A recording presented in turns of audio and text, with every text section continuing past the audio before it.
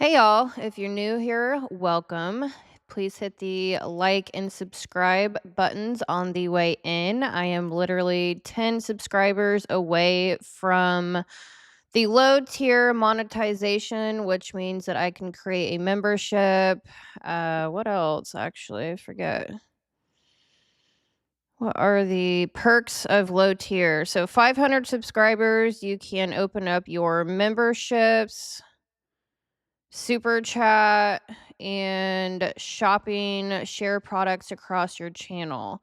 So, 10 more subscribers, and you will help me out greatly with the low tier monetization of my channel. I have already mapped out what I want to do for my membership subscriptions. So, I have thought about this for some time, and I already have quite a few of those mapped out for the videos or whatever. And I do have my own apparel. I have tons and tons of ebooks on my website, and it would be awesome to be able to sell that directly from YouTube. So, anyways, like and subscribe. If you're new here, welcome. My name is Heather with Underwater Panther, and this channel is not astrology entertainment, it's structural psychology. I use astrology, cognitive functions, polarity theory, and moral load mapping as diagnostic frameworks, not personality stereotypes. What I study here is conscience architecture. My favorite word is architecture. Aquarian, INTJ mind, 11th house. So, we are studying how power moves, how responsibility distributes, how containment fails, how relationships destabilize, and how nervous systems carry more than they should. Most people talk about communication problems. I talk about containment problems. Most people debate masculinity and femininity emotionally. I map them structurally. Most people think responsibility and dominance are the same thing. They are not. On this channel, I separate force direction, masculine and feminine polarity, weight absorption, moral load bearing, nervous system containment, cognitive sequencing, planetary imprint, and relational consequence. Because when you confuse those axes, relationships collapse. My work sits at the intersection of astrology, Jungian cognitive function theory, power psychology, attachment and nervous system dynamics, and long term structural responsibility. I'm not interested in aesthetics. I'm interested in architecture. Who carries what, why, at what cost, and what happens when containment fails. This series, Containment, Polarity, and Moral Load, is the backbone of that work. If you've ever wondered why some people burn out silently, why others explode relationally, why love turns into war, why strong people disappear emotionally, why accountability feels uneven, and why emotional labor debates go nowhere. It's because containment is missing, and someone always ends up carrying what everyone else avoids. That's what we map here. So, welcome to the architecture. All right, so this is a recap of containment, polarity, and moral load. I am working on multiple different axes. I have ranked the personality types from the most masculine to the most feminine. And then I started breaking them down into ranking them from who carries more moral weight, from the most moral weight bearing to the least. And so I have done multiple 4 videos, I believe, on Capricorn, ISTJ, and Scorpio, ENFP, explaining those ranking systems and how Capricorn and Scorpio can integrate their masculine and feminine energies within themselves and relationships. So, this is the architecture of conscience. Now, I will probably be breaking the personality types. it seems to me I've done 4 videos so far, 2 on Capricorn, 2 on Scorpio. So they are Capricorn is the most masculine in my system, as well as they carry the most moral weight. And then Scorpio is, I think, number 6 masculine. So they are outwardly feminine leading and internally masculine, but they are number 2 on my moral weight ranking system. So I've explained that in depth in the prior videos. And I think I'm going to do 2 archetypes and then do a video in between comparing the 2 that I had just done. So it's a good way to break it up and re-explain what the heck is going on.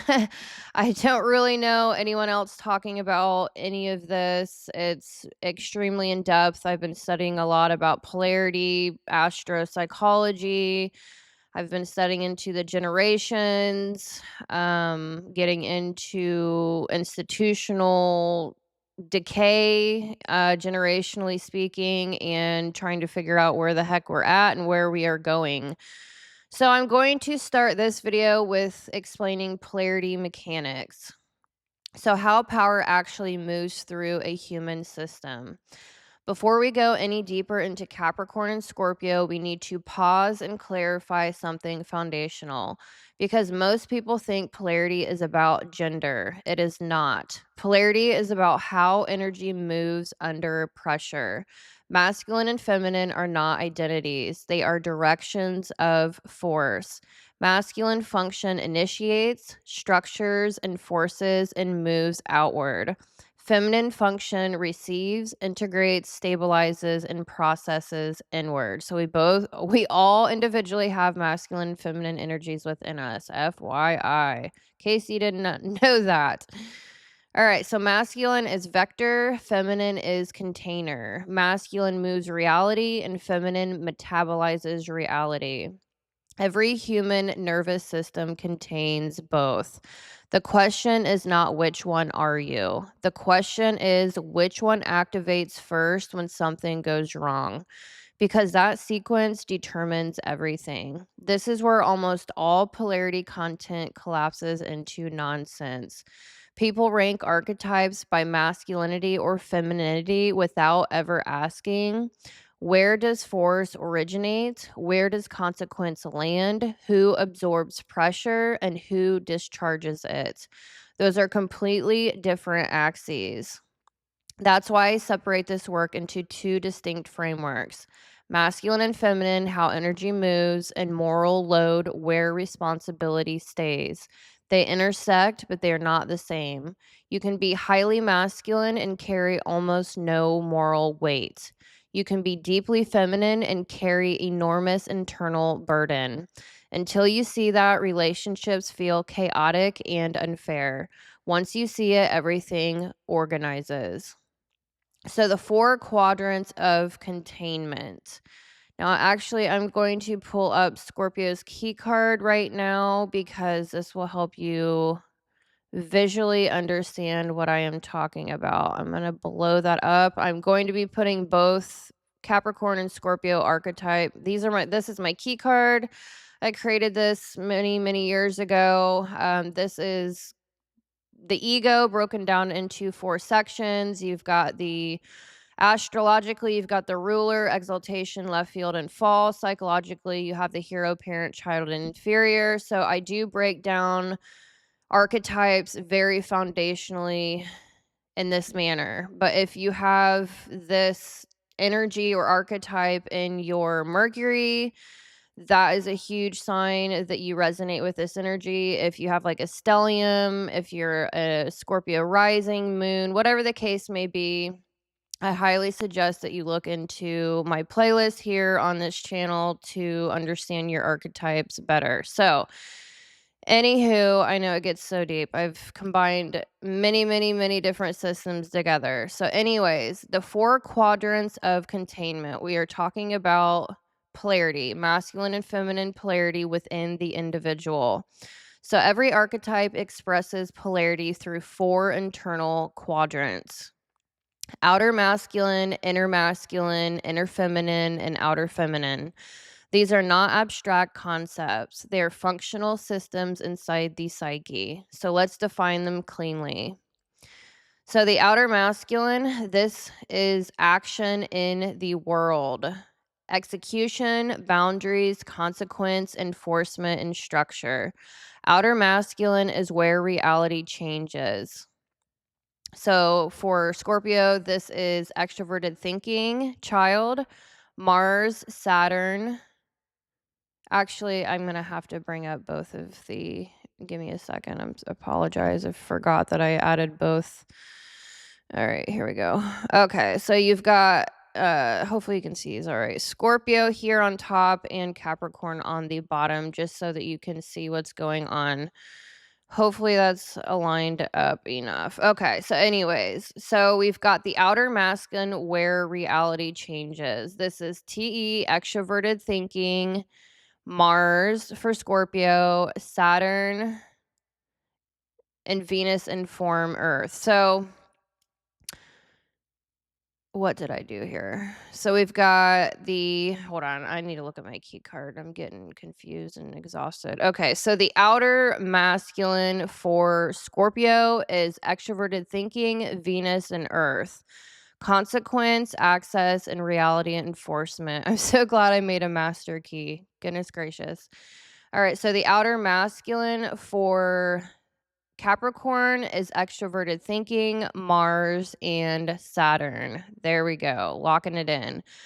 Outer masculine is what people experience from you. It is visible, it moves things, it builds, confronts, exits, protects, and organizes. So the outer masculine for Capricorn represents structural action, responsibility enforcement, and long-term consequence management.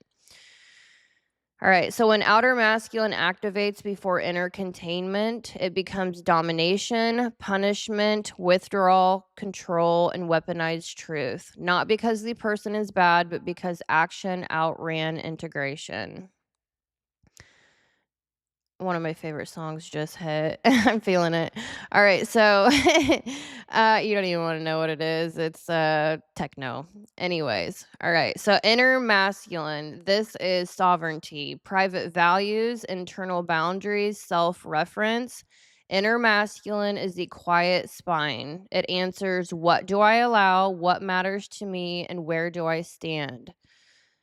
So the inner masculine for Scorpio is introverted feeling parent, FI parent, and Uranus. Sovereignty, private moral law, and access revocation.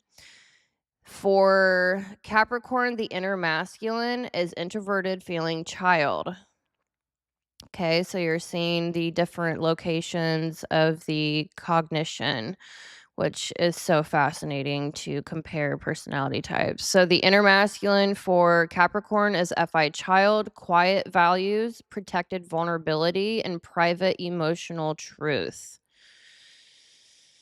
So the inner masculine does not perform. It's internal authority. It decides. If inner masculine is weak or bypassed, people outsource decisions to reactions. That's where chaos begins. Inner feminine, this is nervous system regulation. Emotional memory, safety calibration, attachment imprint, and somatic experience. This is inner feminine for Scorpio, is introverted sensing and the inferior, and moon, which is nervous system, storage of betrayal, and safety calibration. For Capricorn, the inner feminine is also introverted sensing and the moon in the child position, which represents nervous system memory, safety calibration, and lived consequence storage. How fascinating, right? All right, so the inner feminine is where experiences are felt and stored. It answers, am I safe right now? Is this present or past? Can I settle before acting? If inner feminine is overwhelmed, the system goes into threat. Then everything that follows is distorted. So now we're going to move on to the outer feminine. This is perception and awareness, pattern recognition, possibility scanning, environmental sensing, and emotional intelligence. So the outer feminine is the same. The outer feminine for Scorpio is extroverted intuition, Pluto and Mars in the hero or ruling position, which represents perception, arrives already charged. It arrives already charged due to the Martian energy. Threat radar, motive scanning, urgency inside, awareness for Scorpio. So the outer feminine for Capricorn is also extroverted intuition, but it's in the inferior. And you also have Jupiter here.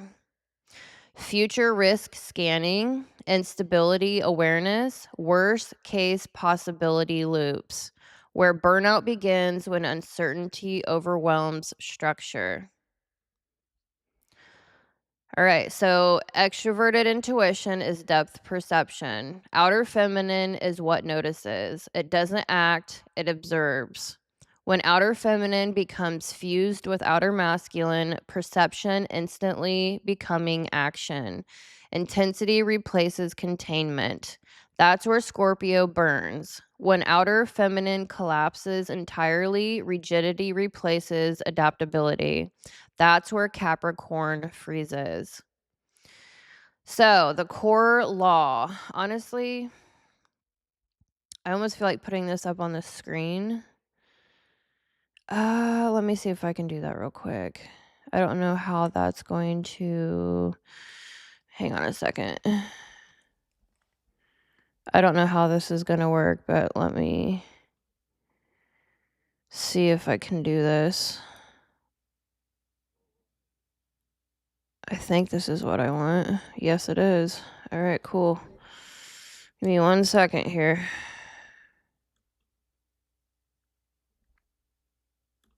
So you can see what I'm looking at.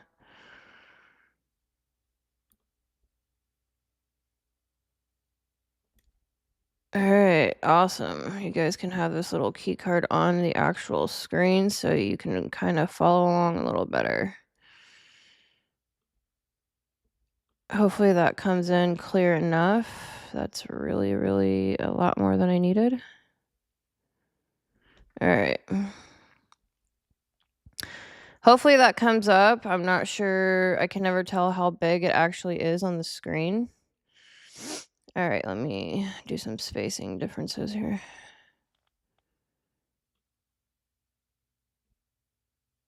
All right. Oops, that didn't work.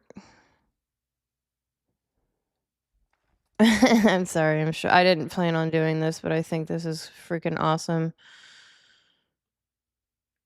All right, there we go. So hopefully you can read that well enough so you can keep that in mind as we go through this video. All right, so the core law, again, because it runs everything. I can't listen to this song.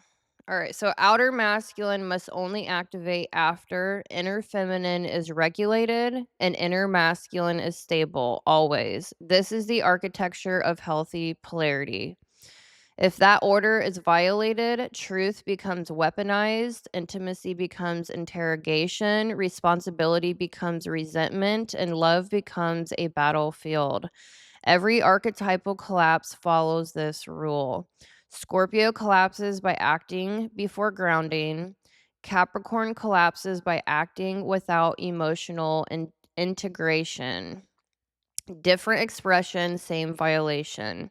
Why this matters? Because when containment is missing, one person becomes the regulator, the other becomes the extractor. One carries consequence, the other moves freely. And then we call it communication problems, attachment issues, or personality conflict. It's actually structural polarity failure. And someone always pays. That someone is almost always Capricorn, Scorpio, Cancer, and Virgo. So Capricorn, ISTJ, number 1 moral weight bearer. Scorpio, number 2 moral weight bearer, or the ENFP. Cancer, the ENFJ. ENFJ, right? My brain's turning off. And Virgo, the ESFJ. the moral load carriers. So now that you understand polarity mechanics, let's look at how the two highest load-bearing archetypes, Capricorn and Scorpio, actually implement this internally. All right.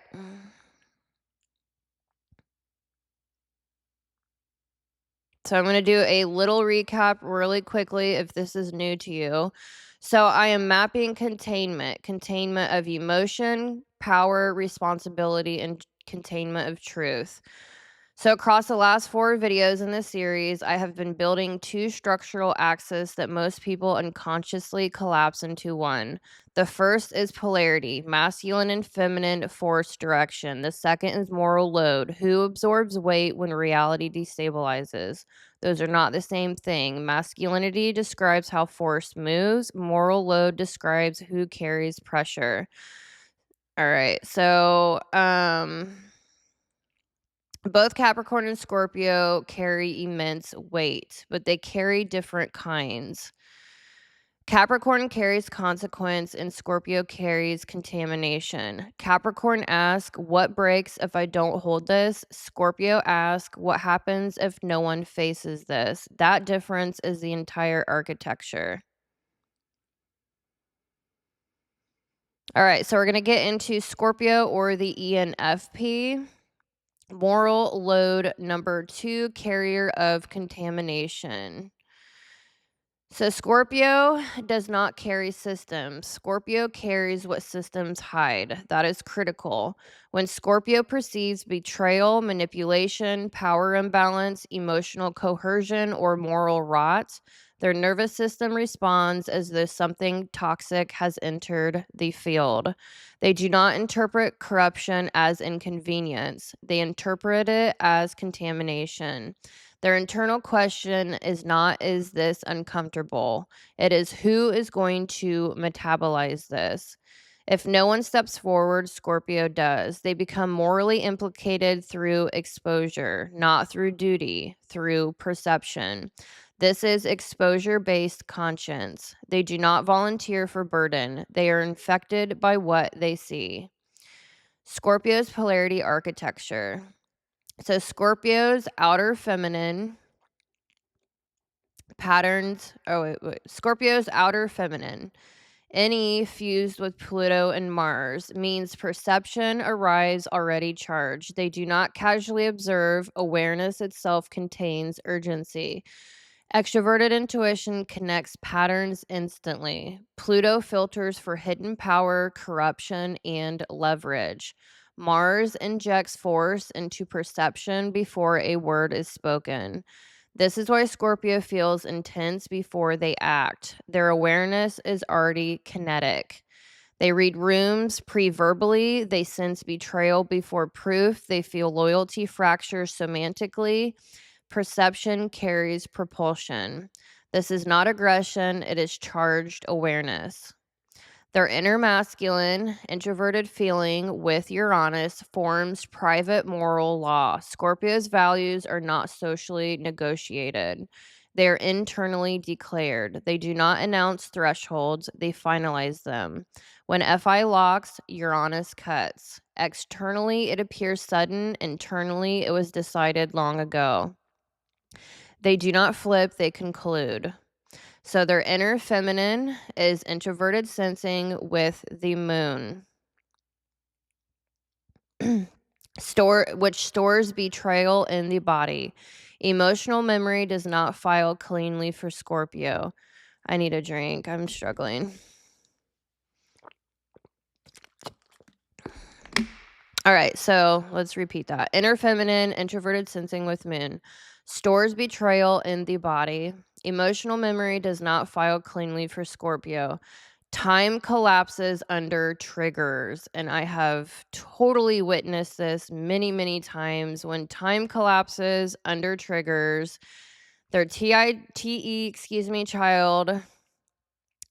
starts missing context. The timeline has collapsed. Context is not accurate. It gets emotional. So, anywho, Present pain merges with past injury. When this quadrant is unregulated, moral absolutism amplifies. When regulated, it produces fierce loyalty and depth. Their outer masculine, extroverted thinking with Venus and Earth is where consequence enters form. Scorpio does not punish emotionally. They restructure access. They reorganize relational logistics. Love becomes structural. If this violated my values, access changes. If this outer masculine activates before the inner system stabilizes, truth becomes weaponized. Confrontation replaces containment. Intensity outruns clarity. This is where love becomes a battlefield. Scorpio's collapse. Scorpio collapses outward, unlike Capricorn. They perceive, they activate, they confront, they scorch, and then they isolate. They externalize moral pain because they refuse to carry contamination alone. They burn. The tragedy is not in their intensity, it is in their sequencing. If perception had grounded before activation, confrontation would become transformation instead of war. So now moving on to the Capricorn or ISTJ. Moral load bearer number 1, carrier of consequences. Capricorn does not metabolize corruption. Capricorn metabolizes outcome.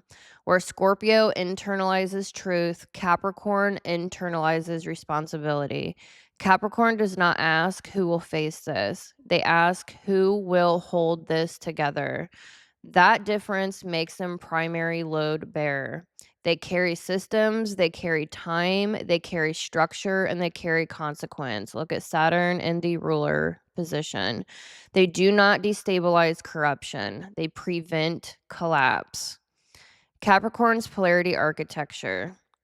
Capricorn's outer masculine, extroverted thinking, Mars and Saturn, is structural force.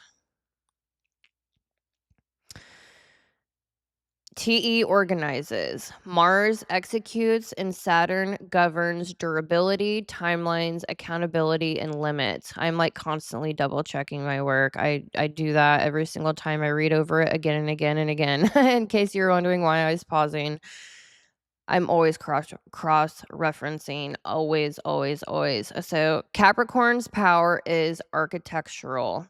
They do not explode under stress. They build under pressure. They create plans when chaos appears. They enforce boundaries quietly. They absorb stress so systems don't fracture. Where Scorpio destabilizes, Capricorn stabilizes. Their inner feminine, SI with moon, stores lived consequences semantically. Capricorn remembers who depended on them. They remember what happened when no one showed up. Their nervous system is trained by responsibility. Duty becomes embodied. This produces their seriousness. They brace rather than panic. I am a Capricorn stellium, 10th house, moon, Neptune, Uranus. Midheaven, I am like 85% Capricorn in the 10th house. It's native house. It's just, I know the energy very well. All right. So when overloaded, they don't explode. They shut down emotionally. So they are very serious and they brace rather than panic. Their inner masculine, introverted feeling child is quiet, private, and protected. It holds what actually matters to them. It holds their hurt, their tenderness, and their unspoken needs. But they rarely lead with it. Instead of saying, I am overwhelmed, they say, it's handled. Instead of asking for help, they take more on. This workaholics. This is why Capricorn appears cold under stress, not cold, sealed. Their outer feminine, extroverted intuition inferior with Jupiter activates under uncertainty. It does not explore creatively. It catastrophizes. It scans for instability. It fears system failure. What if this falls apart? What if I'm the only one holding this? Burnout begins here. Capricorn's collapse. Capricorn collapses inward, unlike Scorpio. They act, they hold, they absorb, they suppress, and then they seal. They do not scorch fields like Scorpio. They withdraw access. They disappear emotionally. They internalize pressure until fracture. They brace. So the fundamental difference: Scorpio externalizes moral pain. Capricorn internalizes responsibility. Scorpio destabilizes corruption. Capricorn prevents collapse. Scorpio burns. Capricorn braces. Scorpio forces co-implication. Capricorn refuses co-holding. Different direction, same route. Containment, failure. Why love becomes a battlefield for Scorpio? Because perception is already charged. Pluto and Mars activate before SI and Moon regulate. Truth enters the relational field before the nervous system is grounded. Scorpio does not seek dominance in love. They seek reality. But when regulation is skipped, accountability becomes extraction. Intimacy becomes an exposure chamber. Love becomes the only place truth can land. Without containment, that landing feels like war. Why Capricorn becomes emotionally sealed? Because outer masculine activates first. They stabilize before they feel. They carry before they process. Inner feminine absorbs, inner masculine hides. Eventually, they shut down not because they do not care, but because they carried too long without co-holding. They do not explode, they disappear. Healthy integration. Integrated Scorpio slows activation. They ground before confronting. They separate truth from discharge. They enforce consequence without emotional warfare. Love becomes sanctuary with teeth instead of battlefield with fire. Integrated Capricorn shares burden early. They allow FI child a voice. They tolerate uncertainty without catastrophizing. They act without self-erasure. Responsibility becomes shared instead of absorbed. So masculinity is force direction. Moral load is weight absorption. Capricorn is moral load number 1, weight bearer, because they carry structural consequences. Scorpio is moral load number 2, weight bearer, because they carry ethical contamination. Scorpio destabilizes rot. Capricorn prevents collapse. Scorpio externalizes moral pain. Capricorn internalizes responsibility. One burns and one braces. Both suffer when outer masculine activates before inner containment stabilizes. That is the law. All right, so if this series has done anything, it has clarified why relationships collapse when we confuse strength with suppression, confrontation with control, intensity with maturity, and responsibility with love. Containment is the missing architecture, and when containment is absent, someone always ends up carrying what everyone else avoids. So welcome to this conscience architecture. So what's next in the moral load series? So now you can see the pattern. Capricorn carries consequence and Scorpio carries contamination. And both suffer when containment collapses. But they aren't alone at the top of this moral gravity field. Next, we move into Cancer, the moral load bearer number 3, or the ENFJ. Cancer carries relational burden. Where Capricorn holds structure and Scorpio holds truth, Cancer holds emotional safety. They absorb guilt around family, attachment, care, belonging, and protection. Cancer collapses through self-erasure. They don't explode, they disappear into care. After Cancer, I'm going to take these down actually. Give me one moment here. I think we're done with all of that. I have no idea where that, oh, there it is. Okay. All right, so after Cancer, we move into Virgo, or the ESFJ, moral load bearer number 4. Virgo carries mechanical responsibility. They internalize error. They hold integrity through vigilance. They burn through anxiety, perfectionism, and chronic self-correction. Cancer says, I should have protected. Virgo says, I should have caught that. Different channel, same exhaustion. So the next chapters are Cancer, the ENFJ, emotional burden holder, and Virgo, ESFJ, integrity technician. We're going to map how Cancer absorbs relational guilt, how Virgo internalizes operational failure, how both collapse when containment is missing, how they get misread, and what healthy integration actually looks like. Because this series isn't about who is more moral, it's about who carries weight when systems fail.